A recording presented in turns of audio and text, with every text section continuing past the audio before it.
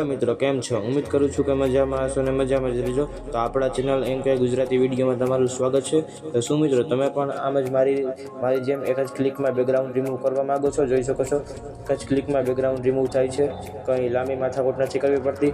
તો તમારે મિત્રો સૌથી પહેલાં કંઈ નથી કરવાનું, તો તમારે ફૂલ વિડીયોને વોચ કરવાનો છે, જેથી તમને એપ્લિકેશનનું નામ પણ ખબર પડી ગઈ જશે અને એપ્લિકેશનની લિંક પણ મળી જશે મારી ડિસ્ક્રિપ્શનમાં.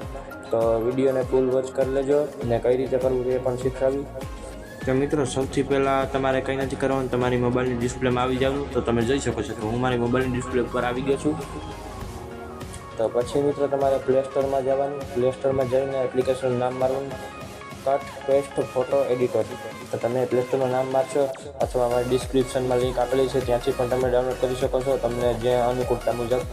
તો તમે ડાઉનલોડ કરીને મિત્રો પછી કંઈ નથી કરવાનું, મારા એપ્લિકેશનને ઓપન કરશો એટલે કે કાંઈક આવું ઇન્ટરફેસ આવી જશે, લોડિંગ લેશે. પછી એડ આવશે, એડને કટ કરી દેજો. એડને કટ કરીને આ બાજુમાં કટનું ઓપ્શન આવી ગયેલું હશે અને કાતર દોરેલી હશે, તો ત્યાં તમારે ક્લિક કરવાનું.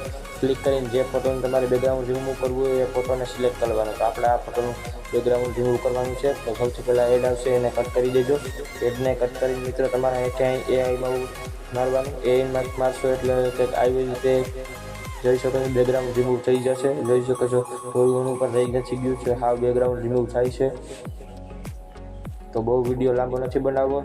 તો મળીએ નેક્સ્ટ વિડીયોમાં. ત્યાં સુધી જય માતાજી બધા મિત્રોને.